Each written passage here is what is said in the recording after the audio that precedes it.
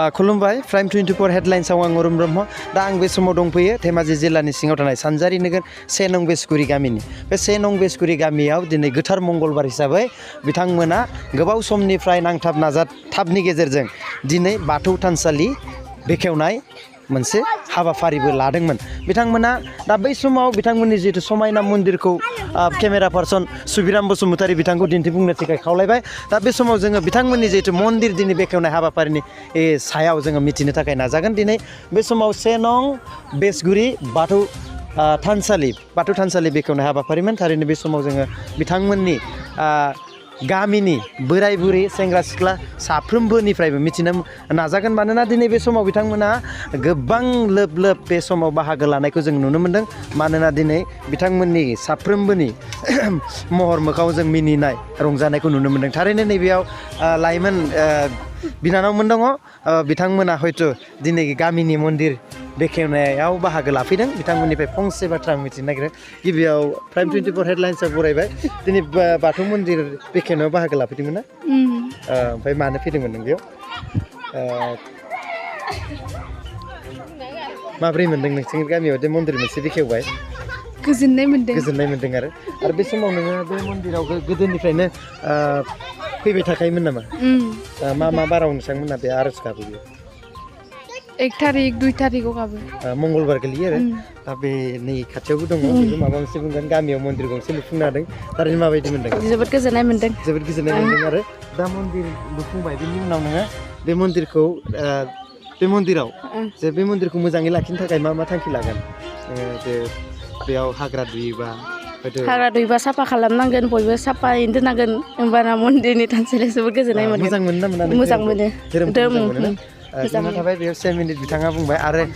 बे समाव लाइमोन सासे बिथांखौबो जों मिथिगोन बे बिथाङाबो बर'नि दा आर'नाइ गस्ला बर'नि हारिमुखौ गाननानै गोबां बे बैसागो बोथोरबो आरो बेयाव गामिनि माखासे मन्दिर बेखेवनाय हाबाफारियाव बाहागो लाफैदों बे मन्दिर दिनै बेखेवनाय हाबाफारिमोन बेयाव लाइमोन जानानै नों माबायदि गोसोआव गोजोननाय मोन्दों गोसोखौ माने बुंनो थांबा बिराद गोजोननाय मोन्दों मानो होनब्ला गोबाव समनिफ्राय नाजाथाबैनो दिनै जोंहाबो बाथौ थानसालि दिनै सिनायथि मोनबाय बिराद गोबाव सम जों नाजाबोदोंमोन जेयाव नोंनि गामिनि लाइमोनफोरखौ मा सानो देनां मन्दिरफ्राव बाहागो लाफैनो मन्दिराव इसोर सिबिनो थाखाय खावलायगोन गासिबो फै आरो हानायमानि दा सिनायथि मोनबाय नालाय हानायमानि साखोन सिखोन लाखिनो बयबो नाजादो आरो जोंबो नाजागोन आरो इयुन जोलै गथ'फोरखौबो जों बुजायलांगोन हानायमानिखौ फोरोंलांगोन आं बेखौनो बुंबाय आरो गोजोननाय थाबाय बे समाव जोङो मन्दिर फारसे हाबलांनोसै थानसालि फारसे हाबलांसै बेयाव गोबां रायजोफ्रा बाहागो लादों थारैनो बे समाव जोङो फुंबिलि समाव बाथौ फिरफिला बिरहोदोंमोन बिथांमोना बे फिरफिलायाबो हयथ' धोरोमारि फिरफिला बिथांमोना नेम बायदियै जिहेतु दिनैनि बे गोथार सानाव बायदि हाबाफारि लानानै बिथांमोना बे बाथौ थानसालिखौ बेखेवबाय 1 नम्बर बेसगुरि गामिनि बिमा गासैनिसिमबो जोंनि प्राइम 24 हेडलाइन्सनि जानानै रोजा रोजा खुलुमनाय सिबिनाय जासिहरगोन बिथांमोना जे दिनै जोंनि गेजेराव समायना मोनसे मन्दिर लुफुंनो हाबाय बेयो जोंनो गोबां गोजोनथाव रादाब होननानै बुंनांगोन बे समाव नोंसिनि गामिनि जों मन्दिरखौ बेखेवनो मोननानै माबायदि मोन्दों बिराद गोजोननाय मोन्दों बिराद मोजां मोन्दों आरो जोंनि गोसो गोरबोआनो बिराद साबसिन एकदमबारे मोजां मोन्दों माने दिनैनि दिनाव जोबोद गोजोननाय थाबाय बेयाव आरो सोरबा बुंबावगोन बे समाव मन्दिर जिहेतु दिनै मन्दिराव गोबां नोंसिनि गामिया गाजा गोमजायै बे मन्दिरखौ लुफुंनानै बेखेवनो हाबाय दा मा बुंनो सानो जोङो उन्दैनिफ्रायनो बिमा बिफा आबौ आबैनि दिननिफ्रायनो बाथौ धोरोमखौ फुजिबोनायलाय नुनायलाय दा जोङो ओंखायनो बेखौनो जों फुजिनानै मोजां मोनदों ओंखायनो जों दिनै बाथौ मन्दिरखौ बेखेवनानै जोङो गोदान लुनाय नालाय ओमफ्राय दा बेखेवनानै जोङो मोजाङै मोनबाय जों आरो उनाव जोंनि फिसा फिसौआ आरो हाबावथों जोंनि साबसिन हामसिन होननानै आं बेखौनो गोजोननाय थाबाय आरो बेयाव जोङो गोबां दङ साफ्रोमबोनिफ्राय लायाबाबो गेजेर जों लानो नाजागोन बे केमेरा पार्सन सुबिराम बसुमतारी बिथांखौ साफ्रोमबोखौबो मोजाङै दिन्थिफुंनो थाखाय खावलायबाय बे समाव नैबे जोङो मिथिनि दिनै मन्दिर जितु बाथौ मन्दिरखौ बेखेवनो हाबाय बे बाथौ मन्दिराव मा सानखालि बेयाव सिबिनाय जायो जोङो जोङो बाथौ सिबियारि नालाय जोङो मंगलबार खालि मास गोदान मंगलबाराव जोङो माबायो आर'ज गाबो आरो दा जोङो आर'ज गाबनायनि थांखि लाबावदों आरो मासावनो खेबनै गाहाम आर'ज गाबनांगौ होनदों ओमफ्राय दा बे मन्दिराव ओरैनो लाइमोनफोराखौ बाहागो लाहोफायो ना फाया नोंसोर लाइमोन उन्दै जोंना जिखुनु लाइमोनानो जा जियानो जा माने निजानि फिसाफोर गोजा नालाय जों माने लाफानानै ज' आर'ज गाबो आरो जोबोद मोजां खोथा जिहेथु जोंनो लाइमोनखौ फोरोंनो थाखायसो जोंनो थानसालि नांगौ आरो थानसालिनि गेजेरजों जोङो साफ्रोमबो उन्दै गेदेर हयथ' जोङो बे थानसालिनि गेजेरजोंसो जोङो गोथार आरो गावनि गोसो एबा जिउआव मावनाय दाय गोरोन्थिफोरखौबो जोङो सुस्रांनो एबा गोसोखौ गोजोन होनो हायो जाय थानसालियाव हाबोब्लानो जों गोसोखौ गोजोननाय मोनो बे थानसालिखौ 1 नं बेसगुरि गामिनि जिहेथु रायजो राजाफ्रा गोबां खस्थ'नि गेजेरजों खुंफुंनानै दिनै मुलुगाव मोनसे थानसालि बरनना होबाय बेयो जोबोद गोग्गाथाव आरो थारैनो बेयाव बे मन्दिरखौ दैदेनगिरि गुरु जाय दौरि होनो जोंनि नेमनि गेजेरजों दौरिया निस्सय गोबाव समनिफ्राय बेयाव बे दौरि जानानै दं आरो दिनै बेनि दैदेननायावनो मोनसे गोथार मन्दिर बेसेबांबा समायना बाथौ मन्दिरखौ दिनै बेखेवबाय थारैनो बिथाङा बेसेबां गोजोनदों गोजोननाया मा बेना जोङो बेखौ मिथिनो नाजाबाय जोंथ' बे बाथौ मन्दिरखौ लुनाया जोङो फार्स्ट स्टार्टिं खालामनाया जों 1968 सनावनो जों बेखौ स्थापन खालामदों लुयै दिनैसिम माने बरनजोबनो हायाखैमोन जों दिनै बरननानै दुवार मुखुलि खालामबाय बेखायनो जों गोजोननाय मोनबाय गोथार सिबिसालिखौ जोङो महराव रोखा नुबाय गोसोफोरखौ खुसि मोनबाय जोङो फिसा फिसौफ्राबो गासिबो मोजां मोनबाय जोंखौ लुफुंनो हानायखाय बाथौ थानसालिखौ लुफुंनो हानायखाय आरो जोंथ' बहुद गोबाव समनिफ्रायनो बाव रायजो जानायमोन गोदो जोङो अब्लाबो बेफोरबायदि माबाजोबनो हायाखैमोन रां रुफानि आंखालाव दिनै जोङो एसे मोजांसिन फैनायलाय आरो गोरों गोरा जुगनि मानसिफोरजों सोलाय सोल' खालामनानै जों मोजां गाज्रिखौ गारनानै मोजांखौ लानानै जों दिनै मोजां परिबेराव फैनानै जों मोजाङै लुफुंबाय दिनै जों दुवार मुखुलि खालामबाय नोंथांमोननि जुगाजुगजों जोङो जा गोजोननाय मोन्दों बेफोरबायदि जोंनि खामानियाव हेफाजाब होफैनानै थुलुंगा होनानै जोंखौ उत्साह बारायनायनि थाखाय जों जोबोद गोजोननाय मोन्दों आरो जोबोद गोजोननाय थाबाय बे समाव जोङो माखासे गागि बे गामिनि गोलाव सम रायजो जाबोनायनि सायाव जों माखासे बाथ्रा मिथिनो थारैनो 1 नं बेसगुरिया गोजाम गामि हिसाबै सैथो बाथौ धोरोमनि लोब्बा लानानै बर' हारिखौ दैदेनबोबाय थादों दा बे समाव बे बेसगुरि गामिया बेसेसो न'खर आरो दा बे बेसगुरि गामिनि सोलिनाय नेमखान्थिया माबायदि बिनि सायाव एसे मिथिनो थाखाय जोंनि गामियाव मात्र गासै ब्रह्म बाथौ 48 घर दं दा बे 48 घराव ब्रह्मआ 6 घर दं बाद बाखिया जोंनि बाथौ हारि दं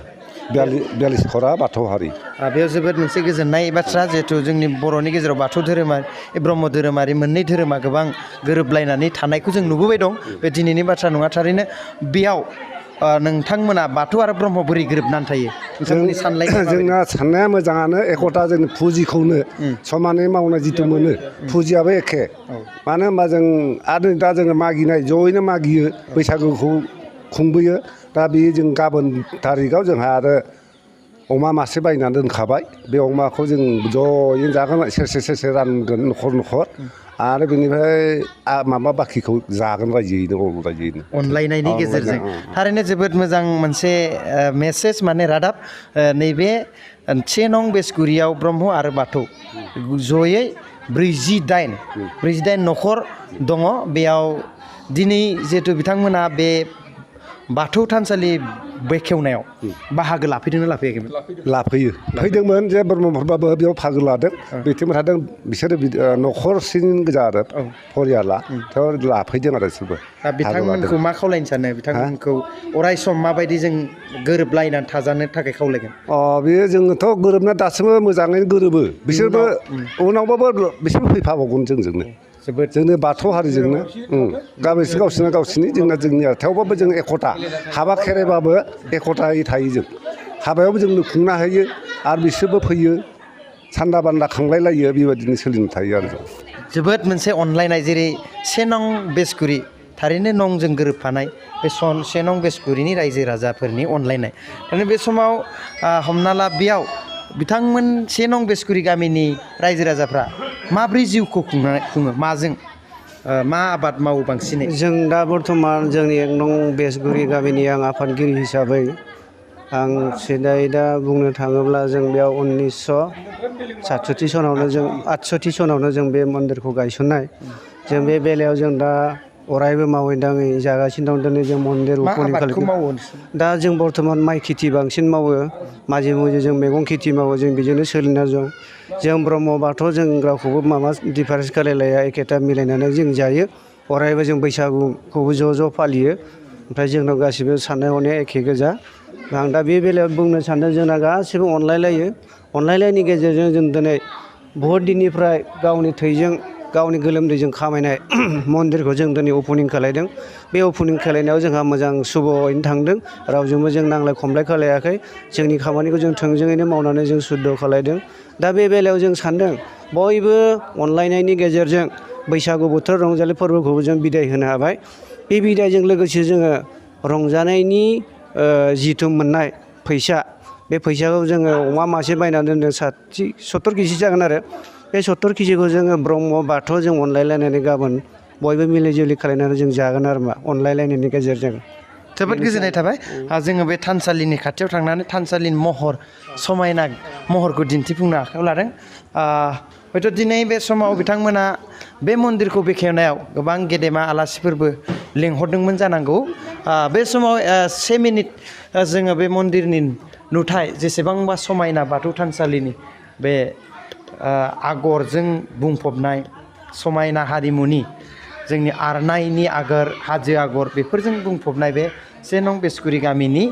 बाथौ थानसालि बेसेबांबा गोग्गाथावना थारैनो बिथांमोना गावनि खामायजों गावनि न'खर खांनाय खस्थ' खालामनानै बिथांमोना बे मन्दिरखौ लुफुंनो हादों बे जोबोद बाख्नायथाव आरो गोग्गाथाव 1 नम्बर बेसगुरि गामिनि रायजो राजाफोरनि बे खौसेथि आरो गोख्रों बिथांमोननि नाजानाया गोख्रों थारैनो बे समाव आङो दान्दिसे जोङो बिथांमोननि जिथु दिनैनि मन्दिर बेखेवनायाव बे मन्दिर बेखेवनायाव हयथ' गोबां आलासि फैदोंमोन खोनादोंमोन बे आलासिफ्रा सोर फैदोंमोन बेखौ जोङो नैबे बिथांमोननिफ्रायनो जों मिथिनो नाजागोन बिथांमोना दिनै बे 1 नं बेसगुरि गामिनि बाथौ थानसालि बेखेवनायाव हयथ' गोबां आलासिफोरबो गेदेमा आलासिफोरबो लिंहरना लाबोदोंमोन जानो हागौ थारैनो नोंथांमोना बे सोर आलासिखौ लिंहरना लाबोदों बे समाव जोङो गिबियावनो नोंथांमोननि निउसखौ जों बरायनाय थाबाय लोगोसे जोङो दिनै 1 नं बेसगुरि गामिया बाथौ थानसालि बेखेवनाय हाबाफारियाव जोङो आलासि लिंनानै लाबोदोंमोन सेथियाव जोंहा गाहाय आलासि ललित चन्द्र बर' सार आरो लोगोसे बेखेवगिरि जोंनि जिपिनि मानगोनां प्रेसिडेन्ट सुकुराम ब्रह्म बिथाङा जोंनि बाथौ थानसालिखौ बेखेवना होदों फिथा हास'ना होदों आरो लोगोसे धेमाजि जिल्ला बर' फरायसा आफादनि मानगोनां लकेन बसुमतारी बिथाङाबो नुजाथिफैदोंमोन बिथाङा फंनैसो स्पिच होलांदों आरो लोगोसे दंबावो जोंनिनो बर' खौसेथि बर' सुबुं आफादनि एसिस्टेन्ट मानगोनां माबा सन्थला गयारि बिथाङाबो फैदों जोङो मोनफ्रोमबो आफादखौनो जों मोननो हादों जों बुहुत गोजोननाय मोन्दों मानोना जोङो थांनाय गोदोनि आइ आफाया जोंनो गायसनना गालांनाय मन्दिरखौ जोङो दिनै मोजांनिफ्राय मोजां सानलायनानै हलायनानै खामानिखौ मावनायाव दिनै जोङो बेबायदि महरखौ देखायनो हादों आरो जों गोजोननाय मोन्दोंदि आरो जोंनि माखासे धोरोमाव गोसो गुदुं मानसिफ्रा जोंनो थाइसे थाइनै रां होनानै जोंनो हेफाजाब होदों आरो लोगोसे जों बेखौ दिनैनि दिनखौ जारिमिनारि सान होननानै बुंनो हायो मानो होनब्ला जोंनि साननाया जाफुंबाय आरो जों नाजाबावगासिनो दङ जोङो आं गामिनि सासे गाहाय नेहाथारि आं बिथांमोननि बोसोनजों आं मावनायाव आं बुहुद गोग्गानाय मोन्दों बिथांमोना आंखौ बुहुद सापर्ट होदों जे ओरै जानांगौ होनना खिथादों आं बिथांमोननिसिम रोजा साबायखर बावदों बेखौ बुंबाय गोजोननाय थाबाय बेनोमोन 1 नम्बर गामिनि जितु बाथौ थानसालि बेखेवनायजों लोगोसे बिथांमोना दिनै बेसेबां गोजोननाय मोनखो आरो गोजोननाय लानो हादों थारैनो बिथांमोननि खुगानिफ्राय बुंथिनायखौ जों मिथिनो मोनबाय आरो बेखौनो बयबो मिथिगौ जे जोंनो थानसालिनि गेजेरजों जों मा मोननो हाया थारैनो उन्दै लाइमोनफोरखौ जोङो धोरोमाव लोब्बा होनानै जिउआव थांना थानायाव गोबां जों लामा दिन्थिनो हायो हमना ला धोरोम होनोब्ला धोरोमनि गेजेरजों जों गोबां खामानि मावनो हायो सैथो थार गोसोनि सुबुं जोङो नैबे थानसालिनि गेजेरजों बोखांना लाबोनो हायो बेखायनो बिथांमोना बे मन्दिरखौ लुफुंनायाव जे 1 नम्बर बेसगुरिनिल' नङा बे सारा पृथिबिनिनो मोनसे दिनै बयनिबो थाखाय गोथार मन्दिर बेखेवनाया गोग्गाथावना मानोना